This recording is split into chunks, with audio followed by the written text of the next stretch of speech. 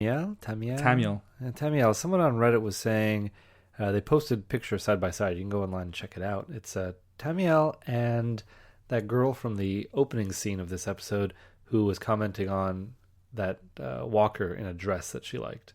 Oh yeah, I forgot to mention that earlier. My sister really likes that. Yeah, she likes that dress or something. And then when you put those two pictures together, they look very similar.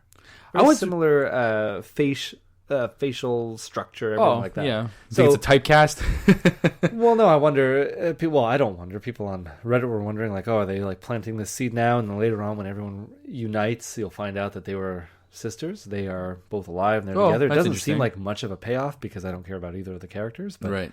The character I do like is Jadis. Right. I was struggling a little bit. I didn't know if I liked her, but something about her. You didn't like the way she talks.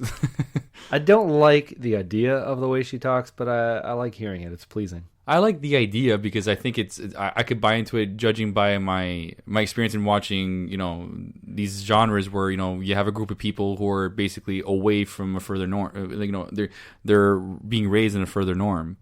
So, yeah. But back on the dress thing, I'm wondering why do they emphasize so much on that thing, and they didn't even go back to it later. And that's the thing. If they end up being sisters, then right, that's why they emphasized it. Yeah, otherwise it's strange. It is strange because then they zoom in on it again, and I'm like, okay, I get it. Yeah, it's just to show, while the guys are fighting, the girls are just looking at dresses.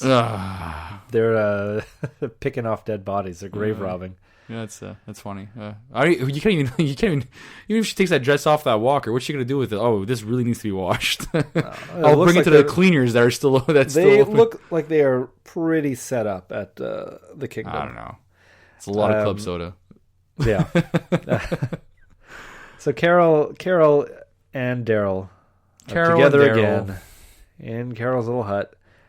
It's not a hut. It's actually it's a house. Yeah, I know. But Carol asks if the saviors ever ended up coming and if anyone got hurt. Daryl sees how, the tears in her eyes, the desperately afraid she is that people have died, and Daryl doesn't have the heart to tell her, so he just says everyone's fine. I kind of hated that. And you hated that? He finally understands. I said kinda. Listen to what I say, Matthew. Kinda. Yeah. So you kind of hated it. I wanted to tell her, but of course the right thing to do was not to tell her. Yeah, he understands now. He understands that she wants out, and it's not fair to drag her back in. That's right. Respect her wishes. Yeah, but then does that make Daryl? He's not obviously not. He's not alluding to he's not buying into Morgan's terms so much. He still wants to go out to war. Obviously, he does, but he doesn't want to drag someone who doesn't want to go. That's true. Yeah. Daryl doesn't Daryl doesn't have to be a king to eat. He doesn't have to. Yeah. It's Daryl Dixon, isn't it, to be king? It's Daryl Dixon. Yeah, even a pauper can get some of Carol's cobbler or whatever they were eating. Daryl is now hanging out by the tiger cage. Shiva loves him somehow. Real close to that cage, but I don't understand. They got a connection. His spirit animal. It doesn't make any sense that a tiger would just suddenly, impulsively start like Daryl. I mean, unless he was there for days and attending to Shiva, it doesn't make any sense to me. And just he's adopted him as one of his own. It's a wild animal, that thing. It shouldn't turn. It should. The reason it's in a cage is because it couldn't. It could. We've watched Life of Pi. That thing's an animal. It could attack anytime. I'm not thinking so much about why the tiger is giving Daryl a chance. I just don't think Daryl should be that close to the cage. Oh, that's true too. So Morgan and him have a conversation. Morgan calls Daryl out on not telling Carol about what happened. Daryl tells Morgan that Ezekiel needs to fight and he's got to make it happen.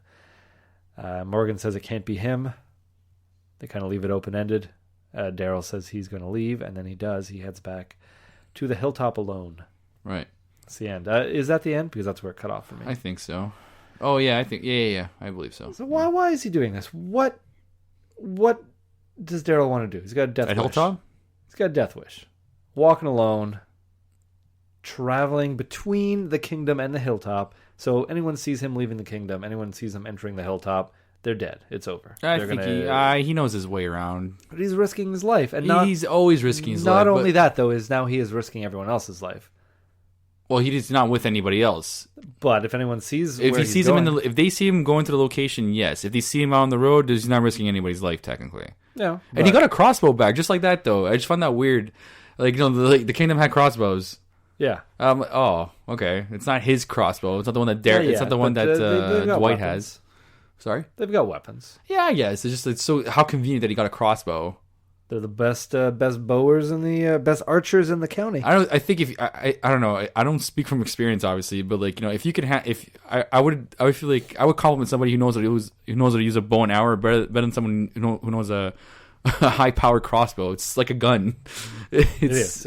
Yeah. So I'm like, I have more respect for somebody who could do archery than someone just holding a crossbow. And I love Daryl Dixon. I'm just no offense. Like that's not a convenient weapon. And the way he's a natural with it, that's great. But it's just if you could do a bow and arrow, I have a lot more respect for Legolas than Oh yeah, and definitely not like. And both of those things not convenient weapons because you've got to have a whole slew of arrows. Well, because you even see Daryl has to go back and people fire a bullet. Yeah. Michonne slices someone's head off. Morgan hits someone with his staff. None of them have to go back and retrieve anything. But at least he gets it back as opposed to somebody firing a bullet. That's the advantage. Yes, but I mean, a sword, it seems like the optimal. You have a gun. Yeah, but you have to risk close range combat with that. Same thing. You have to encourage that. You can't get anybody from far. That's the point of archery. But if Lord of the Rings taught us anything, Legolas, used it as a stabbing tool, and then even used it as a firing tool, as a close range and long range. So yeah. I mean, that's what I'm saying. But I'm not trying to break down. I love Daryl, so I don't know why I just decided to just to basically question his weapon of choice. But how's it so easy to get a crossbow? Just to find one, you don't just find those. I have a hard time finding them around here, and they're legal here. Yeah. So, well. They don't turn up that often. No, I imagine this is America. I just found it too easy. It was way too easy. It was just a bit too easy. I'm really okay with it. There's guns everywhere. There's guns everywhere. There's everything everywhere. There's guns everywhere. They did not even. I guess so. They have to be everywhere because everything in the world is basically within a few small groups' possession. I guess. It's just that I'm sure they have a lot of hard to find things. Somebody probably has a Mona Lisa in their living room. Oh boy, yeah, all the way from overseas. Yep. You don't know where it's touring. You don't. It has a Mona Lisa tour, post-apocalypse Mona Lisa tour. Well, they gotta start doing museums, building up museums if they want to get back to society. Yeah, that's true. Actually, back on we were talking about how Morgan's been basically shutting Daryl down in a way, but just Daryl still sticks to what he's got. Daryl had a really good moment with Richard when they start to cap off the friendship. He's like, "I die for the kingdom." He's like, "Why don't you?"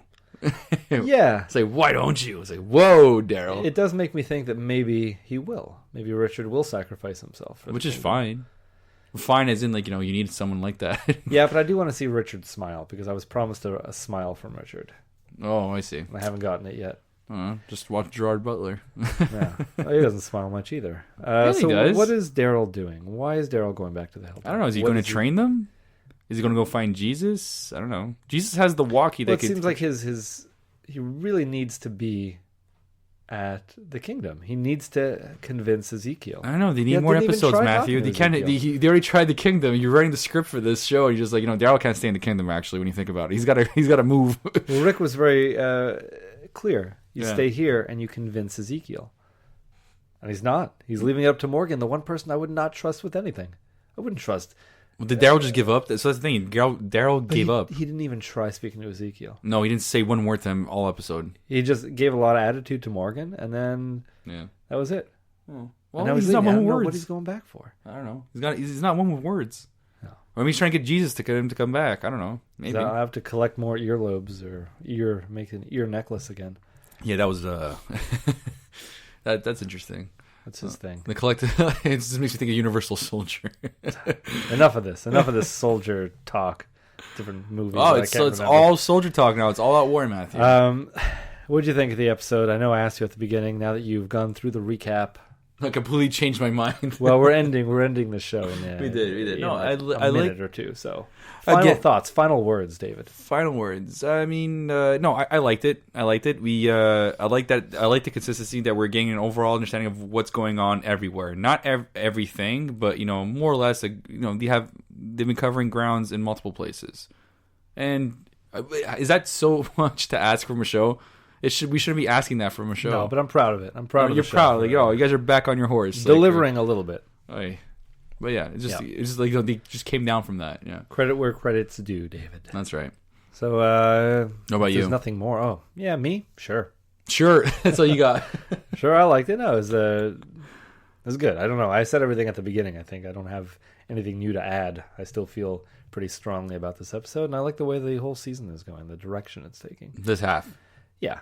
And I hope that when we see Negan again, he's a little more serious. I don't want to see jokester Negan. He's got to be pissed. I mean, Daryl's not there anymore. Yeah. Fat Joe died. Fat Joe, whatever. Yeah, Fat Joey. Fat Joey. I said Fat Joe, like the rapper. But... Yeah, Fat Joe and Ashanti. It's only ever Again, the two of them. we're going through this. It's just that, Negan. Now I'm saying Negan. No. We're wrapping this up quick. What do you want to say? Negan's got to be pissed. He's got. He has to be fuming. He's got to be the dictator we want to see. He can't be this laid back, I got everything kind of thing. He's got to be like. He should be going to Alexandria right now. Like, that's what he should be doing right now. And even though Simon was there already, he's still got to be like, is everything in order here? What's going on? He's got to be doing more checks. Yeah. Because he doesn't have to do it. He thought he had control, but he doesn't have control right now. He doesn't. Yeah. And we only have a few more episodes. 6, I guess. 6? I thought we have less. I think we have less. Isn't that only 13 episodes? Yeah, that's what I was hearing too. Yeah. Yeah, because I was looking online and it's not 16 instead of 13, isn't it? Yeah, they only have the titles for episodes all the way up to 13. So I think it might end there. You think why would they do it? So they're cutting the season of Walking Dead shorter than the rest. Is there like a reason for it? Well, yeah, because you want to hit the big notes at the end of the season, and if they only have enough material to get them to 13 episodes, you don't want to use filler to get to the rest. I didn't think you could do that. I thought every show has a criteria to meet, a certain amount of episodes. No. And did they go to the network and say, "Hey, we only have material for 13 episodes"? Not in this day and age. That concept that's network television. That's like I'm thinking about CW when Supernatural stretched every season for 22 episodes, and you could tell the filler episodes are there, right? Yeah. And I'm thinking, well, I didn't think the Walking Dead could be. Well, I guess it's a juggernaut. They're calling the shots. If they want to do 4.5 episodes. I mean, what is it? What's that other show? The Sherlock show. They're doing like 3 or 4 episodes. Yeah, but I know that's an unconventional way of production. It's different. I know what you're saying, and it's not. You can't compare it to something that's completely different. 10. Yes, but it's just I feel like these are things that are predetermined when they have a contract. When they have these deadlines, these things are predetermined. With The Walking Dead, all of a sudden they knew they have to cut this short. This is probably predetermined. I hope so. Yeah, before they started season 7. I would imagine. I find it's so unusual. I don't know. I mean, I would watch. You would watch some series and be like, okay, this season's only this many episodes because I remember back in the day there was the writer's strike, or this was happening, or that was happening, or this was that. But this is just basically on their own narrative. This is their own terms. Well, yeah. If you want to tell a story, then tell that story in as many episodes as it takes. If you have a story to tell, but you are confined to telling that story in 24 episodes, then all of a sudden you've got 8 episodes of filler. Then for argumentative sake, all these filler episodes, all these filler moments we kept picking at last half season, you might as well cut the season even shorter than that. Or evade those really bad episodes. I'd be fine with that. If they made Walking Dead seasons half as long. Right. But each episode was really put through the mill. Fine-tuned. Polished. I agree. Yeah, and we were talking about this off the air with the showrunners saying, "Oh, this is what we wanted." By the way, we wanted you to get frustrated. We wanted you obviously everything's done on purpose, but really? Did you take it into account the fact that you wanted the ratings to go down? And it's gonna be hard for you to get back up. Hopefully, it's their answer to that. That's their answer. It's like, oh yeah, we wanted the ratings to go down. We wanted to lose money. We wanted to, exactly. We want to disappoint people. That doesn't make any sense to me. That's why I find when you tell me that first of all it's less, and then it's and the pull that stunt. I don't know. Yeah. All right, we're gonna end it here. So if you have any feedback, send it to thecastingdead@gmail.com. And that's about it, David. Also check out Daryl Banner's music, his work on his YouTube channel. He does our theme song. Yeah. So that's going to be it for today. See you next week on The Casting Dead.